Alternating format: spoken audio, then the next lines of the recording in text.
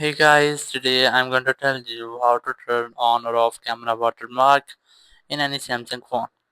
If you're using any Samsung phone and you want to turn on or off your camera watermark, so let's see how can you do that. You just have to simply open your camera app and here just go ahead to your settings. It might be setting option sometimes here or here. You must have to look for the settings option, just tap on it. And from here just look for watermark, just tap on it and you can easily enable that from here. Once you have enabled, you can edit your watermark. Just tap on this edit option and from here you can easily edit your watermark. It might be model name, date or time. So after once you have enabled and you have selected these two, your photo will look like something like this. You'll get this type watermark. So after that you just have to go back and relaunch your camera app. Now you must have to click any photo. For example,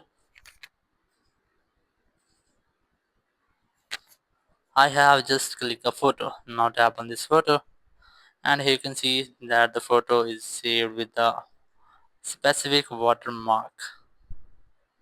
So that's how you can easily turn on or off watermark in any Samsung phone. Thank you very much for watching the video. Until next video, bye bye.